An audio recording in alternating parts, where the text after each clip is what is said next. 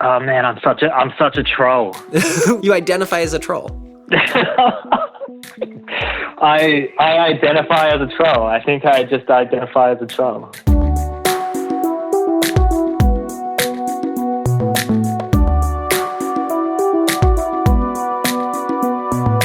Hey, I'm Dylan Marron, and this is Conversations with People Who Hate Me, the show where I have extended conversations with some of the people who have sent me the most negative or hateful messages on the internet. In this show, and in interviews about this show, I've purposefully chosen to not use the word troll out of respect for my guests. The idea of calling them trolls feels like I'd be stripping them of their humanity, you know, they're people, some of whom strongly disagree with my views, others with my sexuality, and a select few with my entire existence, but they're still people and bless them for it. But today, I'm talking to someone who identifies as a troll, and who am I to stand in the way of someone's identity?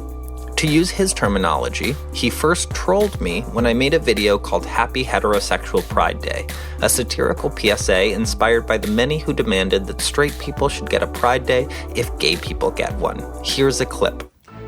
Today is Friday, or Saturday, or Sunday, or Monday, or Tuesday, or Wednesday, or it's Thursday, which means it is Heterosexual Pride Day.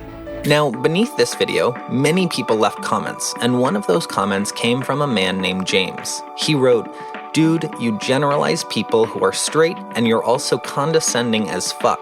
Like, seriously, you want people to feel guilty about the way they were born, and you define people by their sexuality. You're a walking contradiction, mate." So, that was from James, and I am going to call James right now.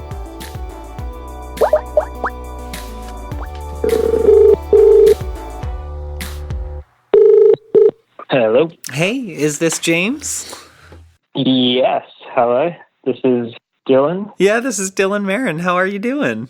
Good. How are you? I'm good. So, James, thank you for talking to me today. Tell me a little about you. Okay, I'm a stand-up comedian. That's amazing. And how did you get into stand-up? Well, I just came up with some material, and I met people who were in comedy, so I thought maybe I'll give it a shot. So I did, and it went really well, and yeah, it's been going really well ever since. So far, I've done only collaboration shows, but next year I'm doing a solo show. So. Oh my God, that's amazing. Yeah. What are some of the things you talk about in your set? I'm kind of one of those one-liner guys. People say it's like pretty dark, but it's like pointing out the most obvious shit that's like right in front of your face, you know? Like, this guy said to me once that the jokes that I write is the jokes that he wishes that he wrote. Because you're just pointing out the stuff that's there in front of everyone's noses. Yeah, like right in front of your face kind of stuff. That's amazing. I don't know if you feel comfortable, but would you mind sharing a few of your jokes now? I would, but it's kind of like... I totally get it.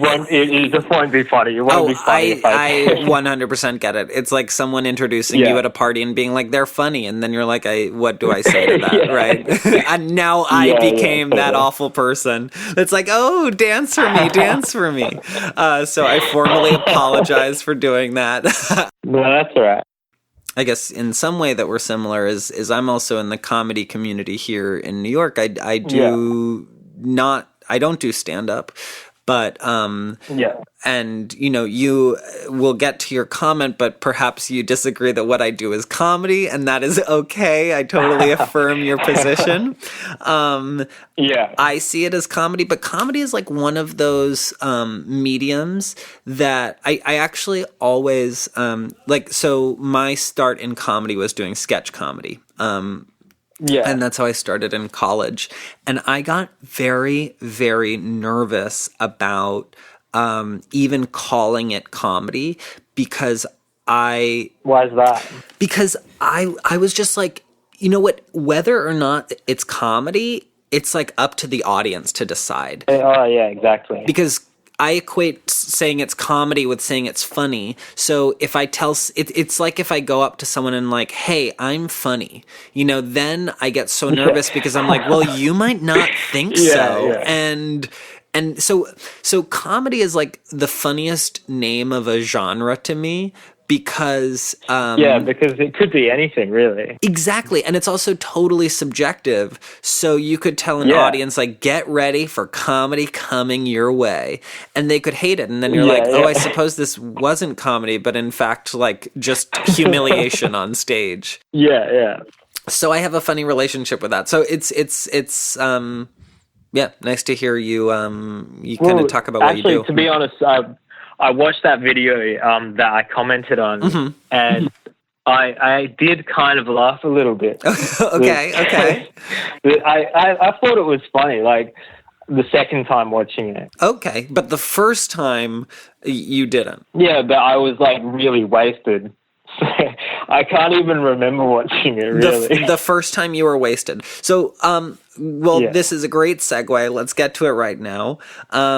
James, you wrote under that video, and I'm going to read, dude, you generalize people who are straight, and you're also condescending as fuck. Oh, God. Like, seriously, you want people to feel guilty about the way they were born, and you define people by their sexuality.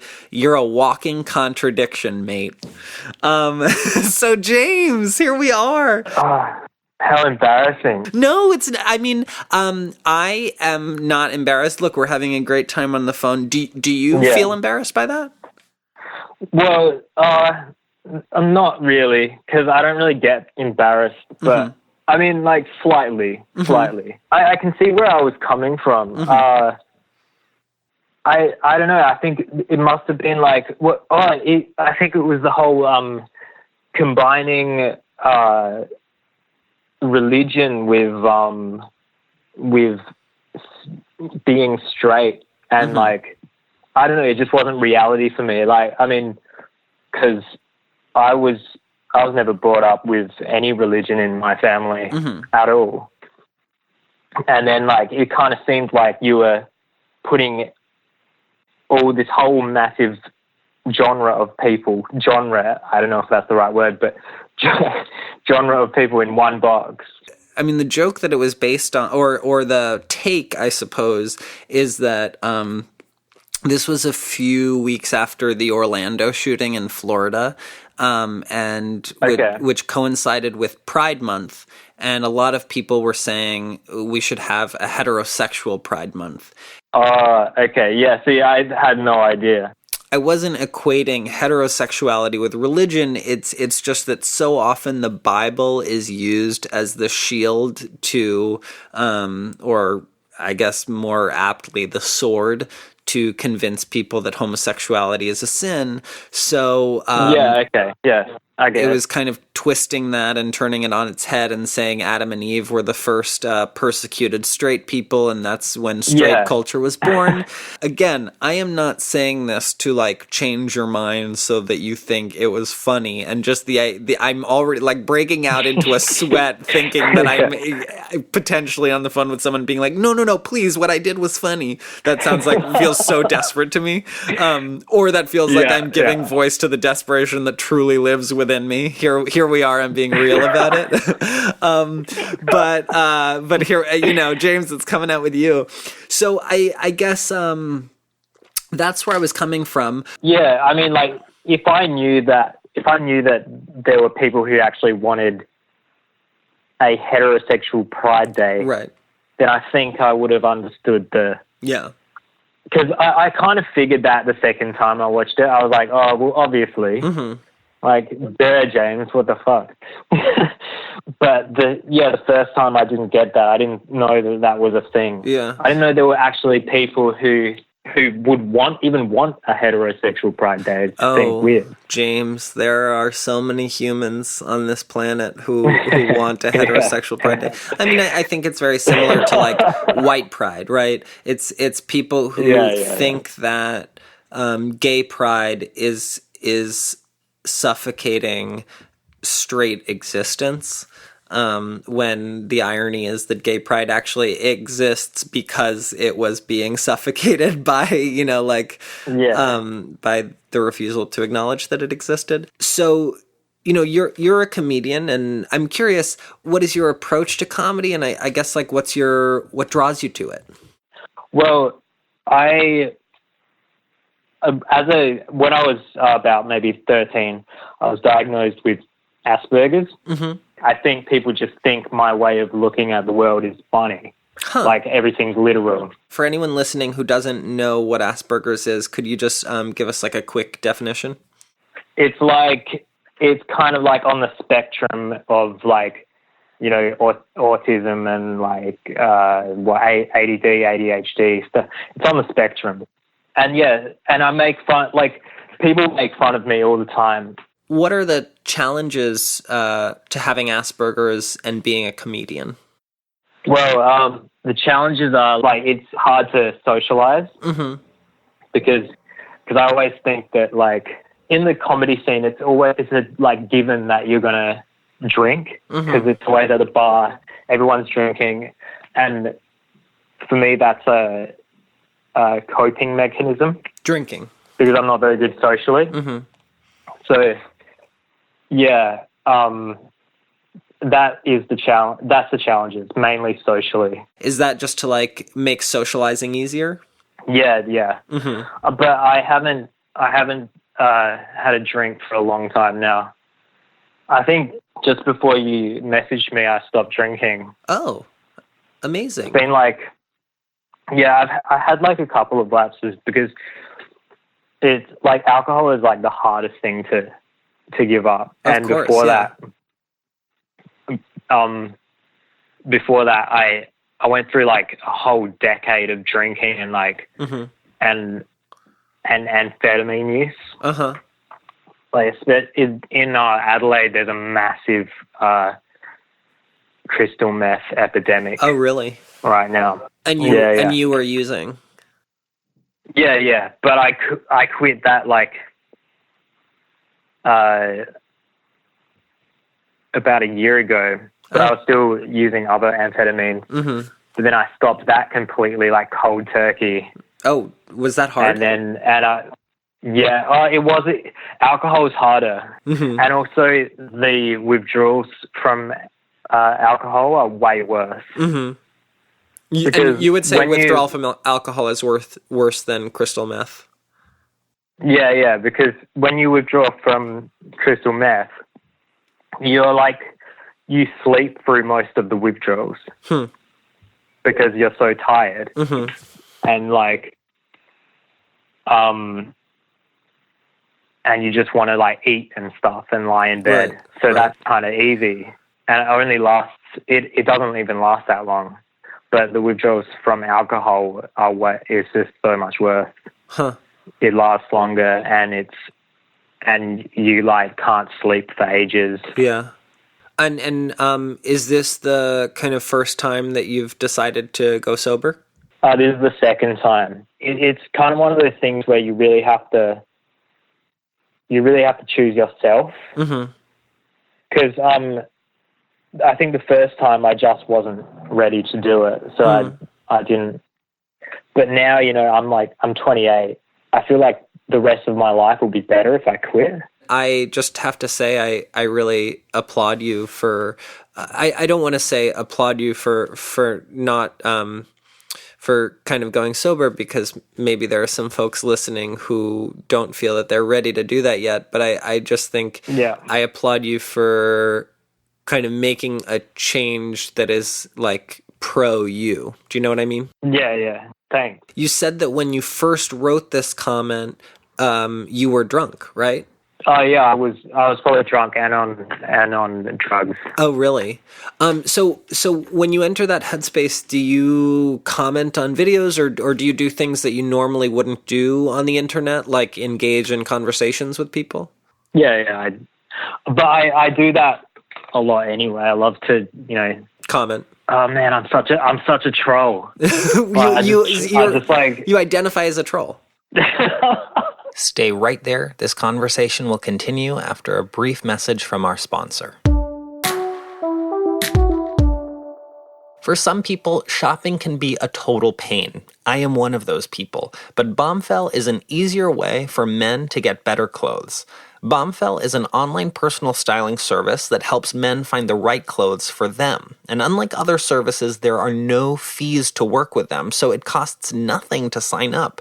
It's really simple and straightforward. All you have to do is complete a questionnaire, and a dedicated personal stylist will handpick pieces specifically for you. It's so cool. You feel like a fancy celebrity.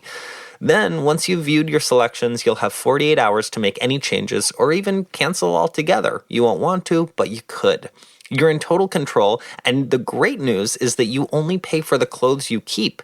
Plus, you have the option of receiving clothes once every 1, 2, or 3 months. And because Bombfell is on your side and they don't make money if you don't find something you want to keep, they want you to like the clothes. I just tried Bombfell. It's so easy. You go through the site and I feel like I was exposed to like fancier and nicer clothes than I'm used to wearing, and it was so simple to look at, and it wasn't with the hassle of shopping. Also, just the idea of having a stylist made me feel very fancy. Best of all, we've negotiated with Bombfell to get our listeners a special offer of $25 off your first purchase when you go to bombfell.com/conversations. That's Bombfell, spelled BOMBFELL.com/conversations. Bombfell, open and clothes. All right, now let's get back to the conversation. You identify as a troll. I mean, do you? I identify as a troll. I think I just identify as a troll. Wow. Do you feel like you troll more when you're under the influence, or it's like in all kind of states you like trolling? I troll in all states, but that sounds like a beautiful quote that should be like printed somewhere. I troll in all states. Great. Yeah. I suppose the formal question to ask is, how do you troll? Well, I usually only troll if I disagree with something. Like me being condescending as fuck. Yeah, exactly. Depending on how, like, wasted I am, the troll will be, like, I mean, I can do a good troll, and then I can do a shit troll. And the troll that I did on you was a shit troll. Talk to me about what a good troll is. A good troll is one that I easily shut someone down and make it funny at the same time. Got and it. Get likes. You got to get likes on a good troll gets more likes. Huh. Oh wow, this is fascinating. Okay, so I got almost 4,000 likes on a troll once. Wow. Yeah, and by on a troll, you meant like on a comment under a video or a post? Yeah. Got it. And your main incentive for making that comment was what? Like, what was the payback you were hoping for? The likes? Yeah, and also the way I word it. Uh-huh. Right. I think, like, my troll on your video wasn't worded very well. Do you think trolling is inherently connected to comedy? Yes. Huh. Wow, that is so interesting to me. Well, why is it interesting? Is it like what would you consider a troll?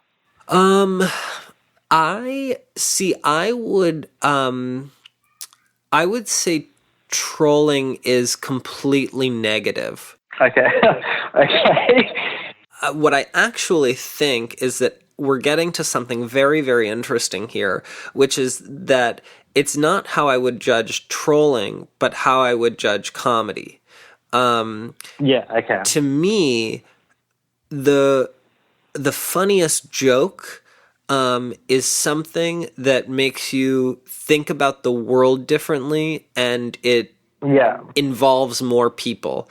And I really don't like comedy. So that would be like a good troll. Right, but at the same time, a troll is like, okay, well, I'm open to this, but from my understanding, trolling something or trolling someone is attacking that person, right? Yeah. Right. So, and I don't possibly at all like comedy that attacks one single person. Yeah.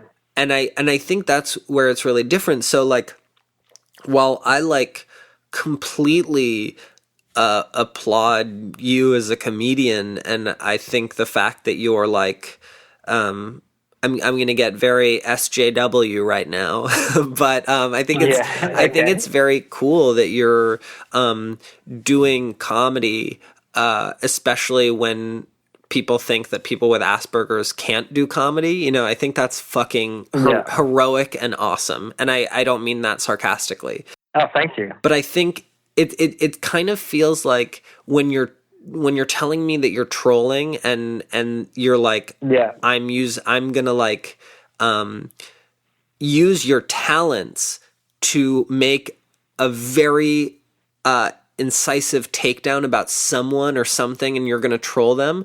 I think that is a misuse of your talent. Yeah. If you're using that energy to make a joke at the expense of a person, I feel like that is almost an abuse of your power, and that might sound very intense, but like it's almost as if like you go with me here, but you're about to receive a big compliment, so get the fuck ready. But it almost feels like because you have a talent and clear interest in comedy that you have a power, kind of like a superhero. But as we know from the comics, you can use your power for good or you can use your power for bad.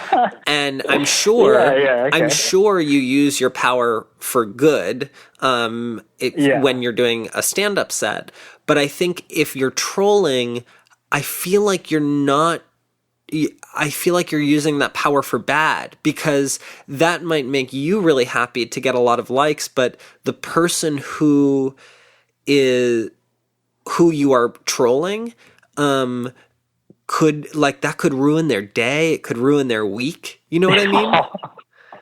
Now I feel bad. No, I'm actually not saying this to make you feel bad. I'm saying this to be like, you possess something really cool, you know, like you possess the ability to like. Well, I feel pretty good at the same time. Right. So you feel very good. Okay. Good. So it's a mixed feeling.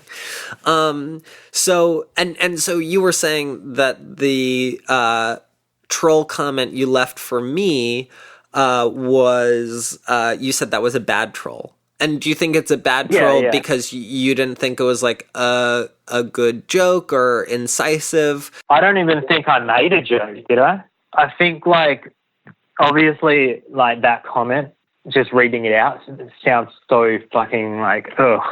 Yeah. But if I was like, say if I was like in the same room as you and I watched that video, it would be so different. Right. Or if instead of a video that was a set that I did or a bit that I did in my set, you wouldn't necessarily stand up in the comedy club and say, "Oh, no. Dude, you generalize people." You know what I mean? You'd be like, "All right, I just won't laugh," you know? People would hate me if I did that. Yeah, they'd be like, all right, you know, like maybe whether they loved my set or hated my set, they'd be like, all right, sir, in the back, you know, like you don't need to yell. But then this is interesting to me and go down this rabbit hole with me for a second, but it almost feels like trolling is giving a voice to like why you're not laughing at something in a comedy set. You know what I mean? It's like instead of not laughing, you're like, all right, let me take down this person with why I'm not laughing, you know? Right? Yeah. And I mean, like the irony too is like, you know, like you were condescending to my video, and I'm not saying this because you should feel bad about it. I'm just saying like I was being condescending there. I became the contradiction. Yeah, right. And so maybe, in fact, now you wrote a really brilliant meta joke because now... Like an elaborate joke. Yes, it's a very elaborate joke, and the punchline only just came now, months after you writing this comment. It turns out I'm like a fucking genius. Yeah, James, kudos to you. Look at you. I still, as entertaining as that is to consider, I mean, I just think like, I do kind of stick to what I said before, which is like, I think comedy is a power. Now it's totally subjective, what I call good comedy, what you call good comedy, but I really do feel like it's not entertaining to me when I see someone being attacked by good comedy, because I just see it as a waste of good comedy. Do you know what I mean? Okay. Like, yeah, I see that. Like, even when I kind of see a comedian making a homophobic joke or a transphobic joke, I'm like, wow, that sucks. You're a genius. Yeah. And this is how you use your genius, is by like attacking a group of people who is already marginalized. Like it I'm just like, what if you took all the time that you put into those jokes, which clearly you put time into because they're like technically well crafted, and what if you instead put that into a joke that was like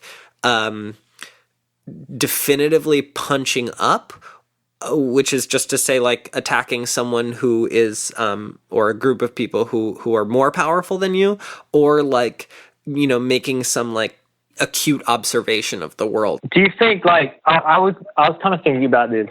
What if, is it not offensive to leave someone out in terms of, like, say if I'm going to be joking about people or groups of people, if I'm not going to, if I didn't joke about, say, for example, trans people or whatever, if I didn't make fun of them, then wouldn't that be more offensive because I see them as something you don't make fun of, which is like, in my mind, no, it's like leaving them out in a way.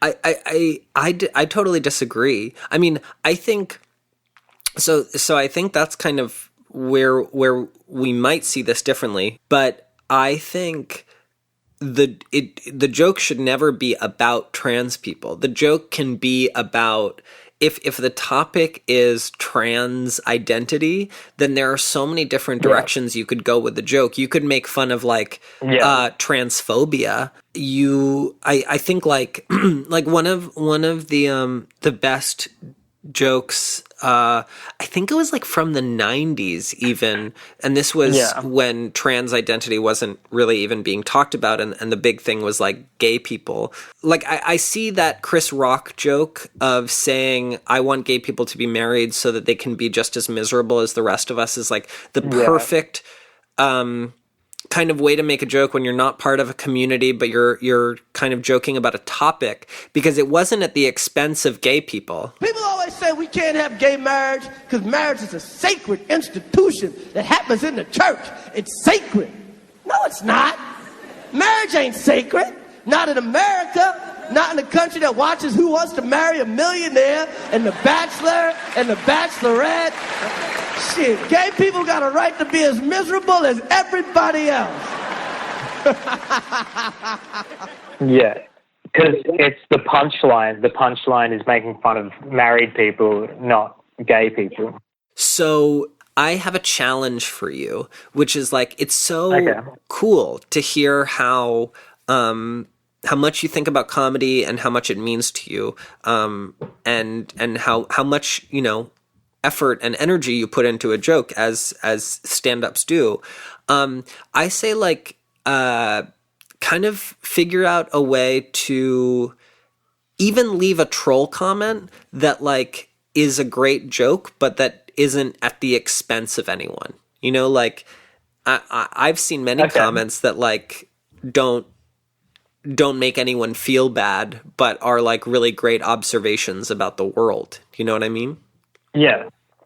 So, not that I can do that. Yeah, great. Okay, awesome. You can see it as homework, or if you hate homework, then fuck that. You can see it as whatever you want to see it as, or you can not do it. You know, I'm just me, and you're just you. So that's how philosophical. Yeah. So, James, do you regret writing this comment? No, because if I didn't write it, then we wouldn't have this conversation, would we? No, and we would have just been two people on different sides of the planet who would never have spoken to each other. So here we are. Exactly. I know. Yeah. Yeah, so, yeah, This is it. James, I'm glad you called me condescending as fuck. Here we are. Or a walking contradiction, both. You know, I'm proud of both. Yeah. So, Good. James, as you know, this show is called Conversations with People Who Hate Me. Do you hate me? No, I don't hate you at all. I like you now, Dylan. Oh, James, I like you now too. Look at us. Look, from condescending as fuck to phone friends. This is cool. It's awesome. Well, James, it was such a pleasure to talk to you. Yeah, you too.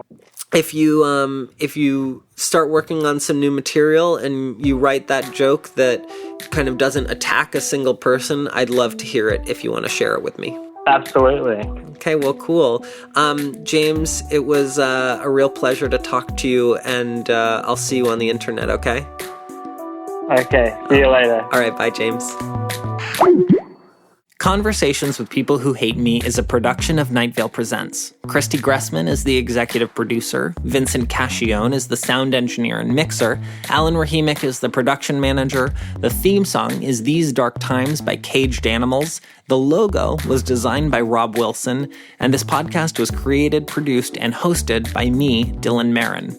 Special thanks to Night Vale Presents Director of Marketing, Adam Cecil, our publicist, Christine Ragassa, and also Dustin Flannery McCoy, Rob Silcox, Mark Maloney, and production assistants Allison Goldberger and Emily Moeller. Thank you to all of those who gave encouragement throughout this process, and also thank you to those who warned me against doing this project. I did it anyway. And yes, thank you to those who wrote the hateful messages, comments, and posts that inspired me to turn one-way negativity into productive two-way conversations. Thank you so much for listening, and we will be back with another conversation next week. If you love this show, tell all of your friends about it, and if you hated this show, maybe write to me, tell me why you hated it, and who knows, maybe you'll be a guest on the show. Just remember, there is a human on the other side of the screen. We're racing through these dark times. It's hard to take it, but we're gonna make it through these dark times. Make it through these dark times. Make it through these dark times.